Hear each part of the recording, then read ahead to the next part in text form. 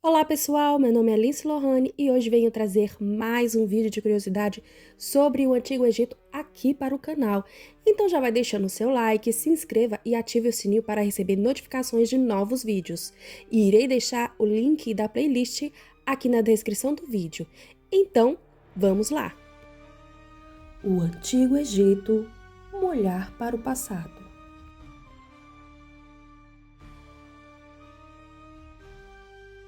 Como já visto nos vídeos anteriores sobre a importância do Nilo na vida egípcia, o Nilo também desempenhou um papel importante na criação dos túmulos monumentais.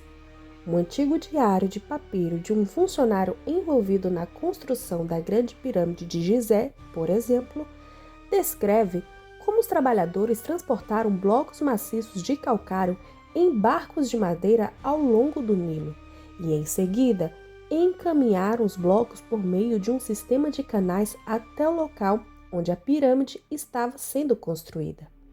As pirâmides egípcias são antigas estruturas de pedra.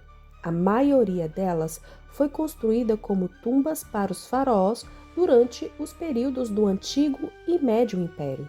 Ou seja, a construção massiva de pirâmides foi um período relativamente curto na história egípcia, que começou com a terceira e terminou com a sexta dinastia faraônica. O número total de pirâmides atualmente conhecidas no Egito está em torno de 118. Muitas delas, é claro, foram reduzidas a areia e escombros, mas ainda assim são reconhecidas por arqueólogos como antigos monumentos piramidais. Se existe, porém, uma curiosidade acima de qualquer outra que podemos citar sobre os egípcios, era sua estranha devoção pela morte, conforme podemos perceber nos vídeos anteriores. Portanto, não é espanto saber que as pirâmides também estão ligadas a essas antigas crenças.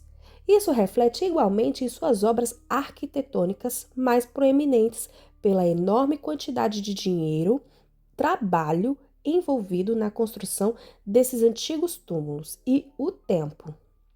De fato, a maioria das ricas coleções de antiguidades egípcias conservadas até hoje não vem da vida comum do dia a dia, mas dos túmulos e das sepulturas.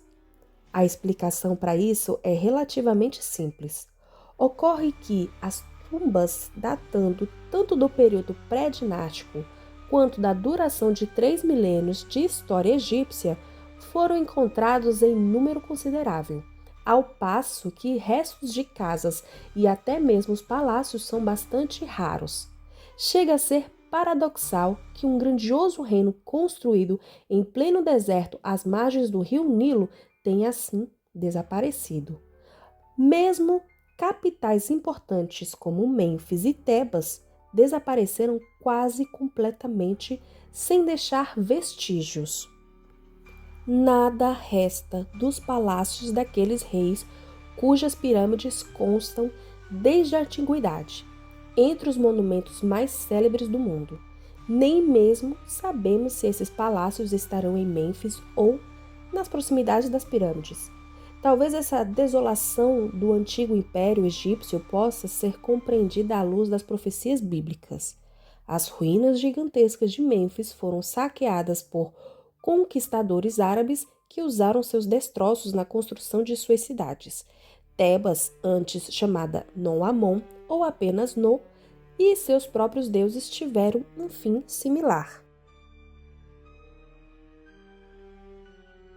Os primeiros edifícios funerários construídos pelos egípcios foram as mastabas, que significa banco de pedra, mas os egípcios também a chamavam de casa da eternidade. Era retangular, pequena e baixa, com teto plano, feito inteiramente de tijolos, e mais tarde foi feita com pedras. Devido ao clima seco do Egito, os restos mortais de uma pessoa eram naturalmente preservados, uma vez que os egípcios desenvolveram um sistema complexo sobre o conceito da vida após a morte, e é natural considerar a necessidade de corpos terem casas ou abrigos para descansar. Assim, com o tempo, os habitantes da região acabaram percebendo que um corpo enterrado na areia se conservava muito melhor do que fora dela.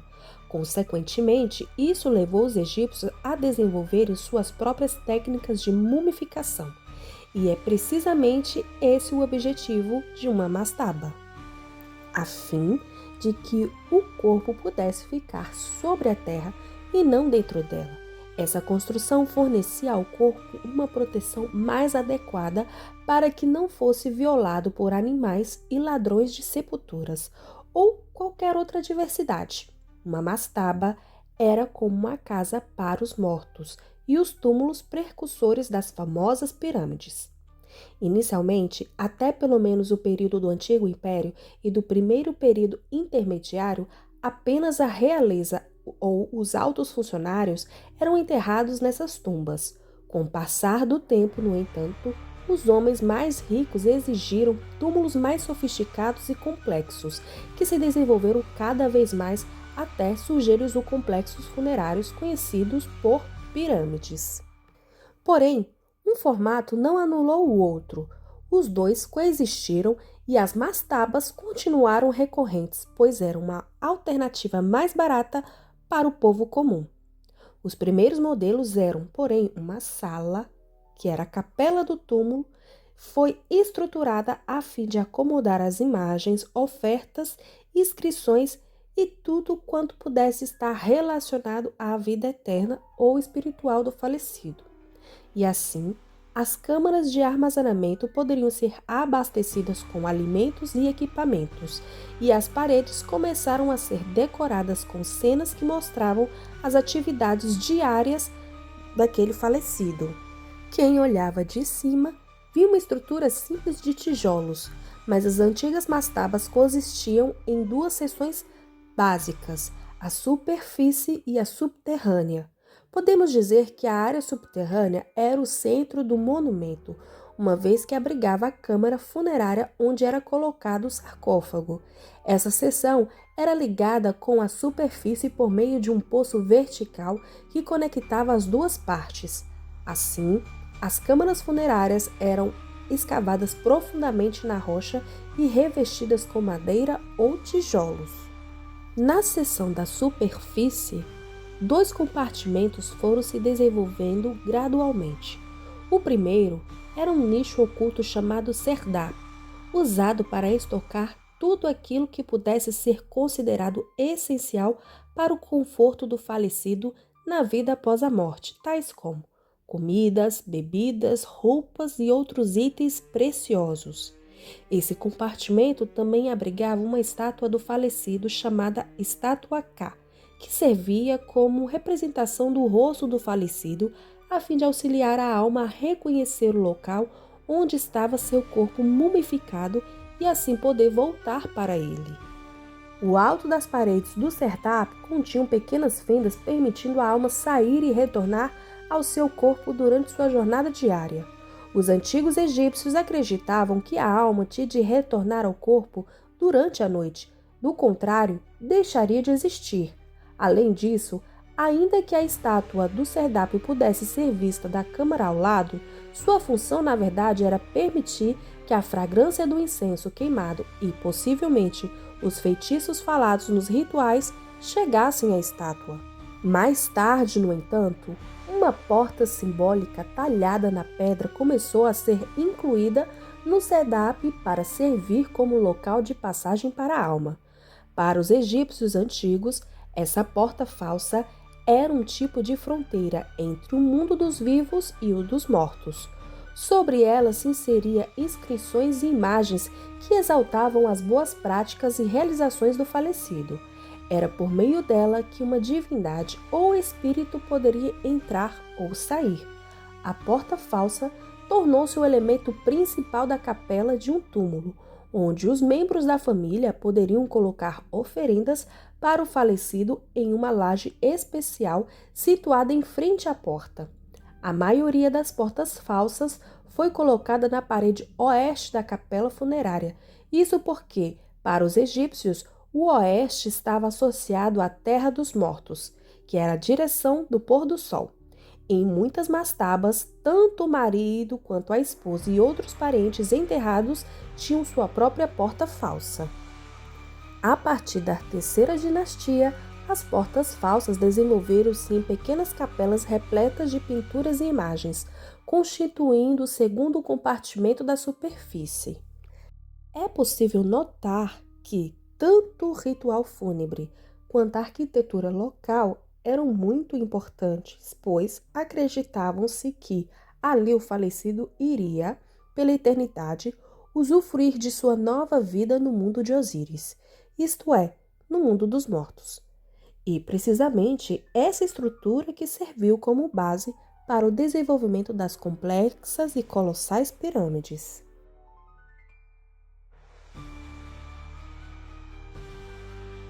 Saqqara, a mais antiga necrópole egípcia.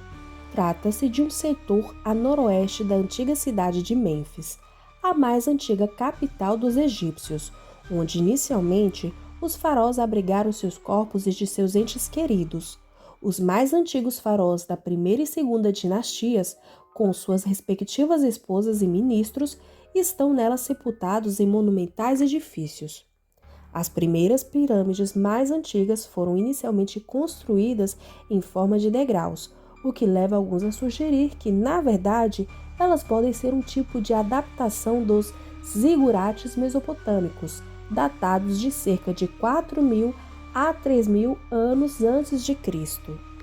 Atualmente, Saqqara situa-se a cerca de 40 quilômetros ao sul da moderna cidade do Cairo, cobrindo uma área com mais de 6,2 quilômetros de comprimento. Permaneceu um importante complexo funerário para tumbas de pessoas comuns e para cerimônias por mais de 3.000 anos, passando pelo domínio grego até os tempos da era cristã durante o Império Romano. O nome Saqqara é considerado por alguns egiptólogos uma derivação do nome Sokar, um deus falcão da necrópole de Mênfis, considerado na mitologia egípcia o protetor da necrópole. Entre os muitos monumentos funerários situados em Saqqara está uma imensa pirâmide escalonada. Mas, para entendermos essa parte do complexo funerário, temos de voltar ao período da terceira dinastia egípcia, com o qual iniciou-se chamado Antigo Império, um período de glórias que marcou profundamente a vida dos que moravam nas ribeiras do Grande Nilo.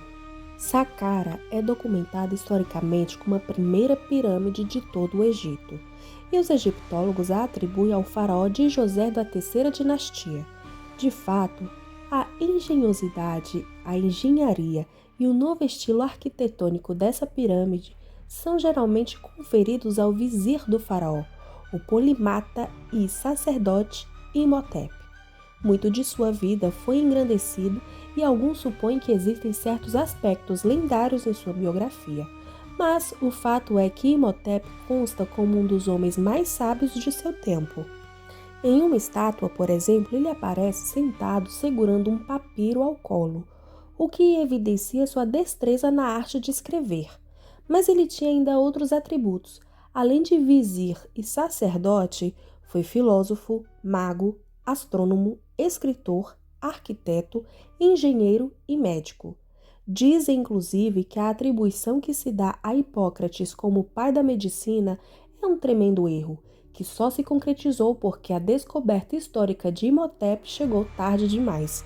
Afinal, este vivera 2.100 anos antes de Hipócrates e suas contribuições para a ciência médica foram simplesmente estupendas. Apesar de muito ligada à superstição e à magia, a medicina egípcia era tremendamente avançada para aquele tempo. Complexas cirurgias com bons resultados chegaram a ser realizadas. Hoje sabe-se, por exemplo, que a trepanação, uma cirurgia com perfuração craniana, já era conhecida no Egito. O estudo ósseo de várias múmias também revelou a existência de próteses ortopédicas e dentárias, utilizadas milênios no passado, e parte disso graças à genialidade de Imhotep. Dizem por aí que O caduceu, símbolo da medicina associada a Esculápio, seria na verdade uma evolução da vara de Imhotep, quando este se tornou o deus egípcio da medicina. Agora, uma correção importante precisa ser feita. Alguns estudiosos fazem uma associação errônea entre Imhotep e José do Egito. Estes alegam que José, o filho de Jacó, seria o construtor dessa pirâmide, cuja finalidade era estocar comida nos anos de fome da região. Contudo, embora haja muita similaridade entre ambos os personagens, essas hipóteses é muito improvável por vários fatores. Entre eles, o fato de José ter nascido muitos séculos depois de sua história e não ter se passado em Mênfis. Em relação à pirâmide de José, a genialidade de Imhotep reside no fato de ele propor uma pirâmide que, em essência, foi formada pela sobreposição de mastabas, ou seja, a primeira pirâmide, uma estrutura construída em 6 degraus, elaborada pelo empilhamento de mastabas cada vez menores em relação às anteriores, criando assim um aspecto de escada. A razão para esse formato escalonado é geralmente entendida como um tipo de caminho pelo qual a alma do faraó falecido poderia ascender aos céus e se unir a Ra na sua jornada. Assim, a pirâmide de José, como comumente conhecida, é o mais antigo edifício colossal de pedra no Egito. Foi construída no século 27 a.C., durante a terceira dinastia, para o enterro do faraó de José. Tal pirâmide é a característica central de um vasto complexo mortuário em um enorme pátio cercado por estruturas e decorações cerimoniais. O complexo está orientado pelas direções norte e sul em sua extensão, em uma possível referência ao Baixo e Alto Egito. Todo esse complexo funerário é dotado de uma única entrada que conduz até a pirâmide escalonada. A fachada dessa entrada é feita para se parecer com feixes de junco, e o número de feixes representariam as principais províncias do Alto e Baixo Egito. A entrada dava acesso a um corredor longo e estreito, mas que desempenhava uma importante função naqueles dias.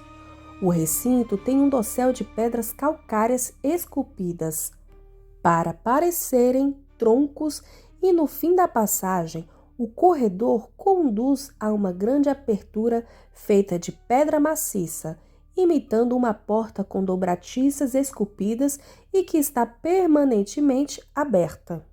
Esse corredor conta com 20 pares de colunas de 6 metros de altura cada, construídas pelo empilhamento de blocos de pedra, 2000 anos antes de os gregos usarem o estilo das colunas dóricas. Também foram encontrados por ali traços de tinta vermelha nas colunas, bem como de tinta preta nos muros.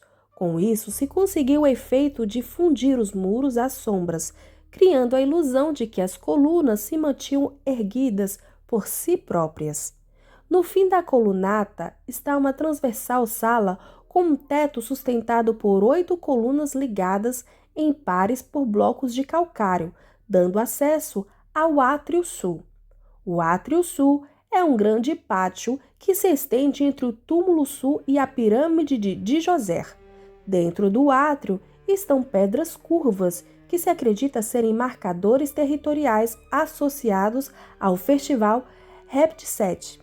Por trás desse templo estava o pátio Reptset, que servia para prover um espaço onde o faraó pudesse realizar o mesmo ritual Reptset, porém na vida após a morte. O Reptset era um importante ritual concluído pelos reis egípcios para renovar seus poderes e que ocorria normalmente após 30 anos do faraó sobre o trono, sendo repetido daí em diante a cada 3 anos. Conforme pode-se perceber, o festival Reptset era não só antigo, mas de intenso significado para os egípcios, como atesta sua representação tanto nos espaços quanto nas inscrições dos templos funerários reais desde o tempo de Djoser. Atrás da grande pirâmide ficava o Templo Norte, e a leste dele está o Serdab, abrigando a estátua que representava o espírito do rei. A pirâmide escalonada tem uma altura de 62 metros e uma base sólida de 1.221 metros quadrados de área construída. Ela foi feita de pedras que imitavam tijolos de adobe, anteriormente usados nas construções das mastabas. Sendo a primeira obra desta natureza, a pirâmide de Saqqara foi uma construção feita na base de tentativa e erro. Sua superestrutura é composta de 6 degraus e foi construída em 6 etapas. Foram anos de trabalho árduo, mas, diferentemente do que muitos pensam, não empregou mão de obra escrava. Os que trabalharam ali eram atraídos com salários em forma de cereais, leite, cevada e isenção de impostos. Internamente, a pirâmide é maciça, construída por uma grande massa de pedras sólidas. No entanto, conforme vimos em relação aos compartimentos das mastabas, cerca de 27 metros abaixo da pirâmide, há um complexo de túneis onde fica o sarcófago do rei e muitos deles nunca foram explorados. Essa subestrutura, portanto, consiste basicamente em um grande poço central que dá acesso a um labirinto de corredores e salas, com mais de 5 quilômetros de poços, túneis, câmeras e galerias. Essas subestruturas não têm paralelo em tamanho e complexidade entre as outras pirâmides do Antigo Império. A pirâmide de Djoser é tão revolucionária que representa um grande salto em frente a tudo o que veio antes dela. Sua influência seria sentida na construção das demais pirâmides egípcias por centenas de anos. Guardada por uma fileira de serpentes esculpidas, há outra tumba no extremo sul, fora do complexo mortuário de Djoser, conhecida como Pirâmide de Unas, pois abrigava o corpo de Unas, o último faraó da Quinta Dinastia. Essa pirâmide também é dotada de uma câmara funerária subterrânea localizada a 30 metros de profundidade. É uma das câmaras mortuárias mais profundas do Egito. Na entrada ao norte, há um corredor inclinado que conduz a uma anticâmara localizada sob o eixo central da pirâmide. Do seu lado leste encontra-se o nicho Serdab, enquanto do lado oeste a câmara mortuária central. Contra a parede oeste da câmara do túmulo está o sarcófago do faraó com portas falsas de alabastro à direita e à esquerda. As paredes dessas câmaras estão cobertas com inscrições conhecidas como textos de pirâmide, os mais antigos textos religiosos egípcios conhecidos relacionados à vida após a morte e que mais tarde seria a base para o Livro dos Mortos no Novo Império. Acredita-se que algum desses textos estariam em um antigo idioma semita, porém escrito com hieróglifos egípcios. Hoje, Saqqara ainda impressiona, mas são apenas ruínas sobre ruínas e nada mais do que isso.